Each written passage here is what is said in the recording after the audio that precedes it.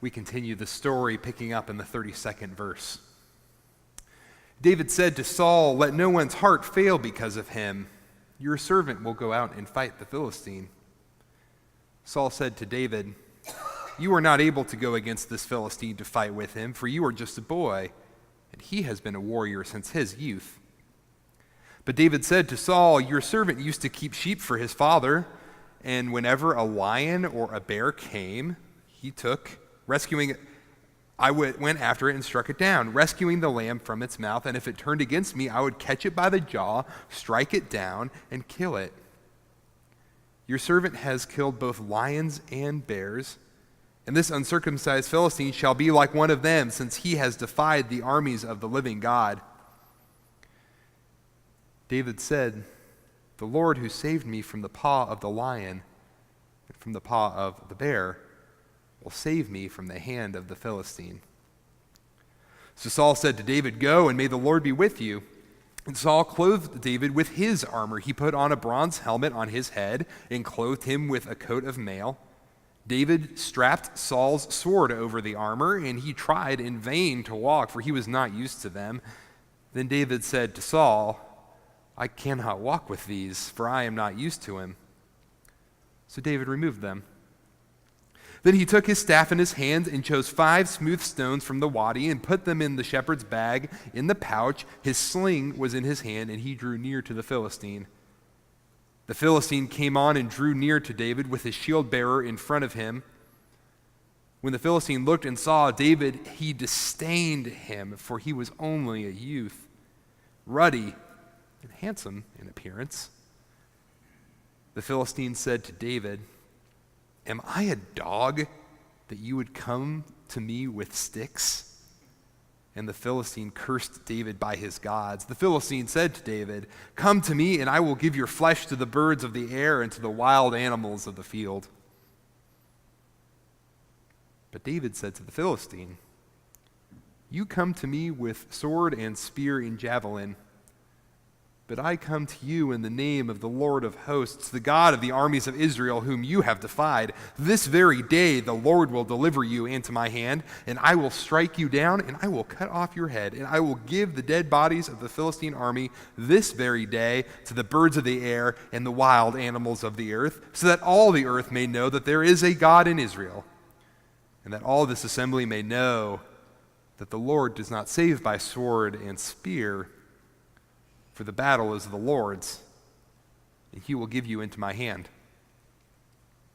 When the Philistine drew near to meet David, David ran quickly toward the battle line to meet the Philistine. David put his hand in his bag, took out a stone, flung it, and struck the Philistine on his forehead. The stone sank into his forehead, and he fell face first on the ground. This is the word of the Lord. Thanks be to God. It must be one of the great unwritten rules of storytelling. Get everyone's attention by beginning with a fight scene.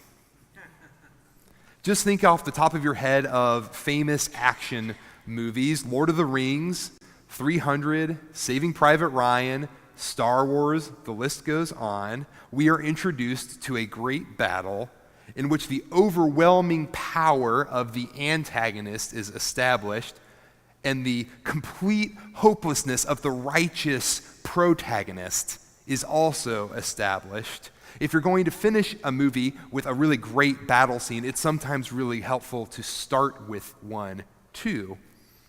So if 1 Samuel is any indicator, storytelling hasn't changed that much over the centuries, because we're treated to an incredibly suspenseful story as we begin to learn about this boy named David.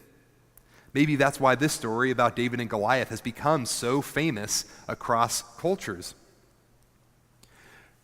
So let's just remember for a second, the Philistines had been a thorn in the side of Israel for decades. Philistia directly bordered Judah and Israel, right? This was the time of the united monarchy, so Judah and Israel both had the same king. They bordered Philistia to the east.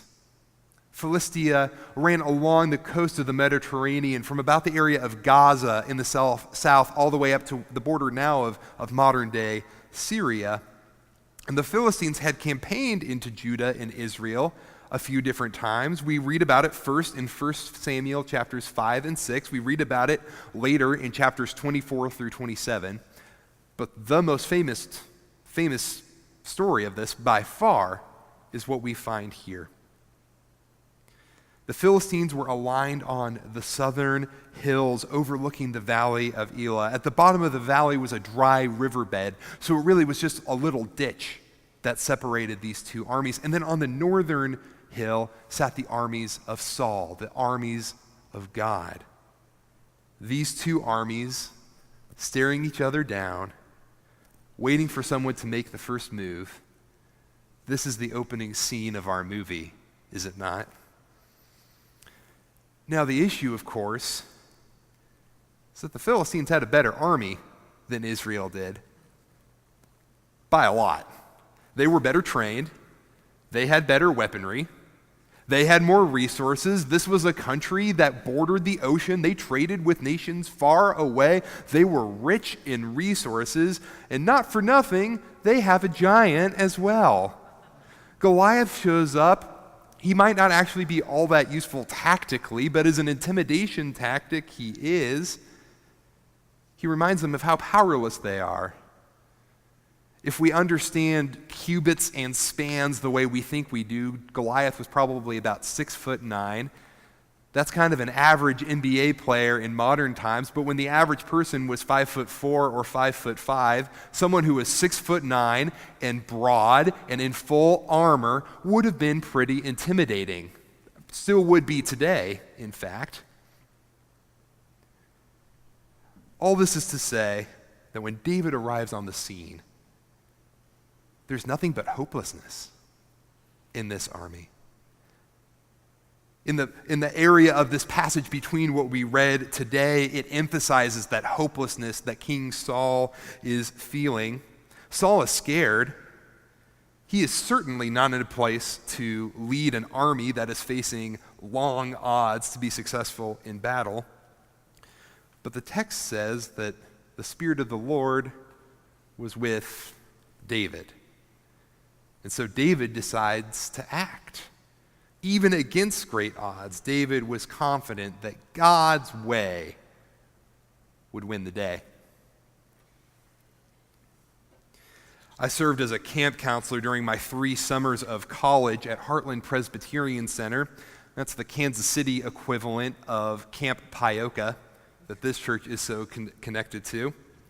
We had a tradition once a week, usually the last evening of the week, of not going into the dining hall for our meal, but rather going to a campfire and cooking out hot dogs over the fire. This was a really beloved tradition. It was usually a really wonderful way to end the week, except sometimes.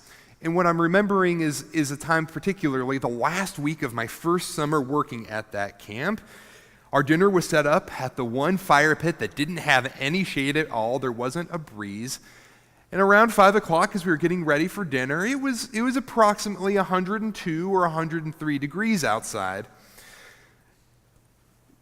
In very much like Indiana, Kansas, 103 degrees. That's not exactly a dry heat, is it, right? It's like you're walking through a pool. It is a humid, awful sort of heat. And so let me ask you, who among us here would raise their hands and say they want to cook 50 hot dogs over a roaring fire in that heat, in that humidity, without shade, without a breeze? Well, let me tell you, 4th through 5th grade students were just as uninterested as we all probably would be as well.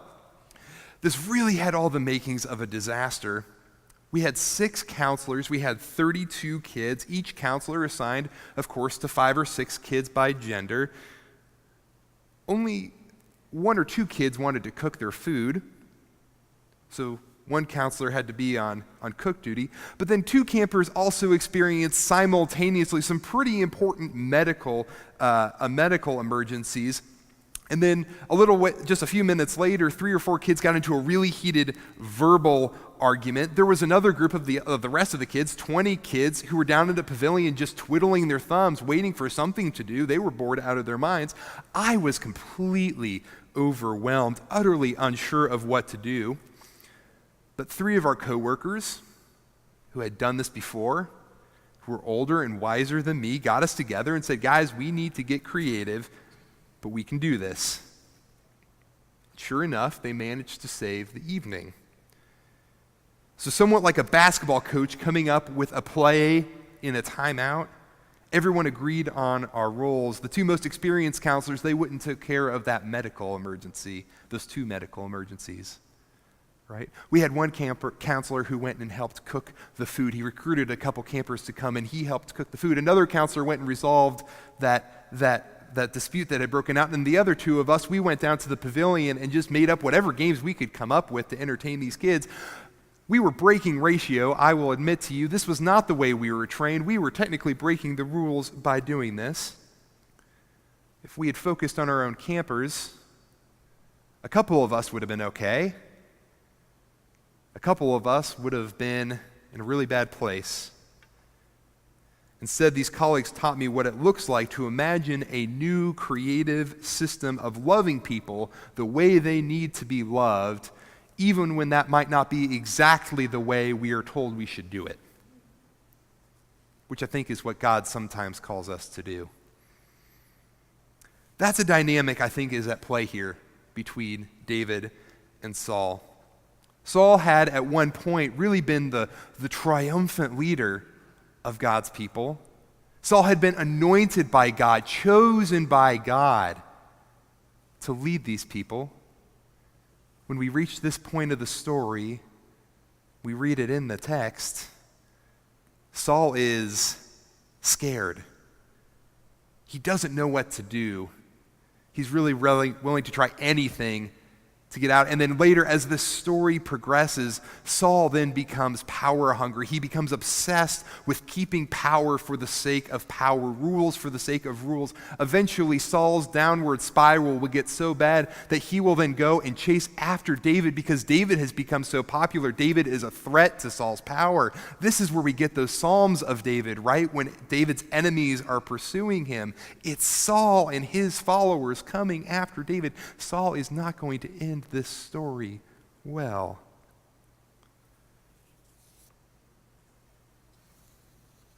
But David had the Spirit of God on him. And so I would suggest that while Israel is preparing to face off against the Philistines, there is a second battle taking place.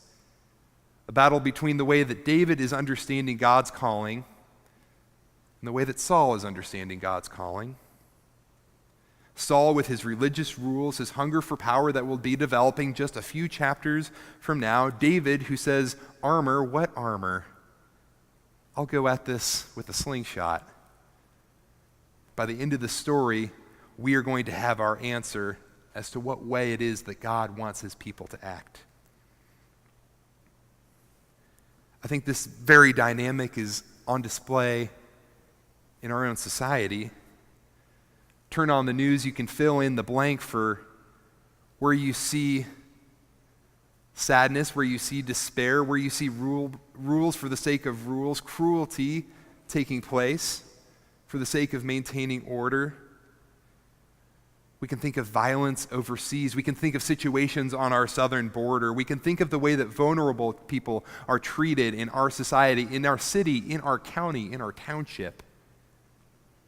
And remember that the way that we treat people, just because we're supposed to follow the rules, can sometimes break God's heart.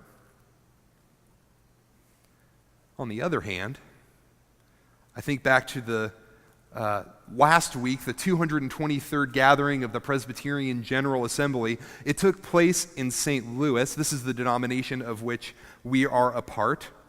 The assembly deals with a range of issues from funding and environmental witness to family leave in congregation and witness on foreign policy. But this particular General Assembly was unique in that the collection that we made from worship offerings, which combined with some online offerings totaled more than $60,000, was marched down to the St. Louis City prison and paid for bail for those in poverty who could not afford it. We often think of bail as somewhat of an easy get out of jail, well, not free, but get out of jail card.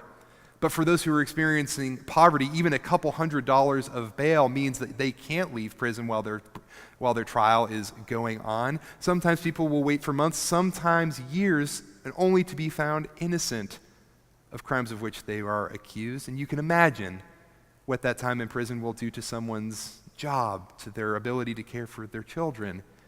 It could be the beginning of a horrible downward spiral. And so this money that the denomination offered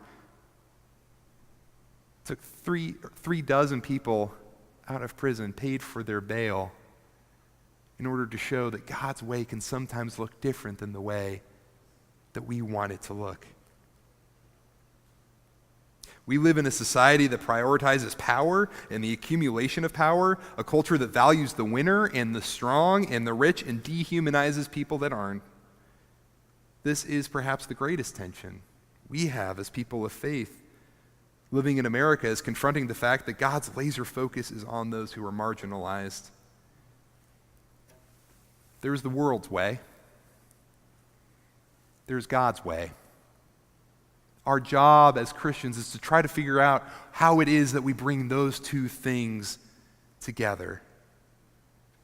And that's where I feel like David and Goliath, this story is such a perfect illustration. Saul is facing the Philistines. Saul and David are facing the Philistines, the epitome of worldly power, feeling an impossible task ahead of them. And they are wondering whether to use worldly power to defeat them. But David is confident another way can win.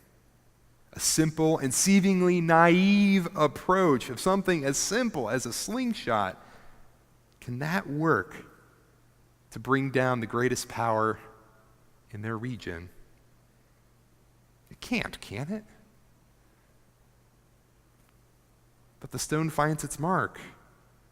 The living, breathing personification of Philistine power, Goliath, fell face first. The Israelites won the day, and they continue to, even after they were led into exile, even when they found themselves in desperate, seemingly impossible situations. God always found a way to bring them on.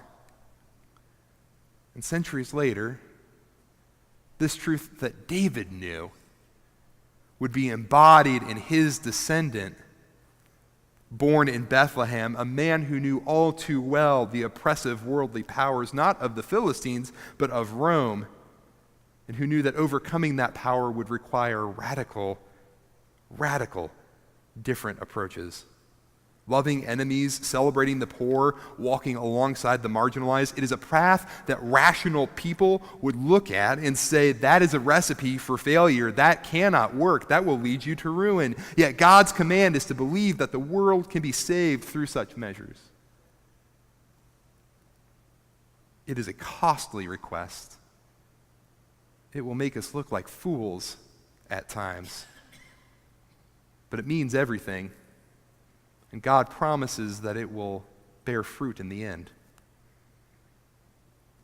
At the end of that night at camp, I sat with a camper named Zach. Zach was one of the two kids that was brave enough, sweated through a couple shirts to help us cook dinner over the fire for everyone. I thanked him for his help, and as we were reflecting on the day, he says, "You guys seemed at home during dinner. You counselors did. You looked more real tonight than I've seen you this week." I've carried that with me, the way that God uses overwhelming moments to show us what sacrificial love can do. We all must keep our hearts and minds tuned to respond with this love as we travel along our own journeys. And so tonight, in the final week of our prayer practice as affirmation of faith, we remember these candles that have been lit in the 3 previous weeks. Candles that have been lit to remind us of our calling to be in relationship with one another, our calling to act boldly in society, in the world for God. And tonight, I want to invite us to light a candle as a call to be peacemakers. I want this to be a dedication of what God has done in our lives. So as you come forward, as we receive communion, receive the bread, receive the cup, and come forward to light this candle, I ask you to think, where has God acted in your life? Where have you seen God act boldly, maybe even strangely, that has given you hope? We have 2 taper candles at each station. I invite you to, after you have received the communion, to come forward and light from the Christ candle in the middle, and to find an unlit candle and light it as an act of prayer, after which you can return to your seat.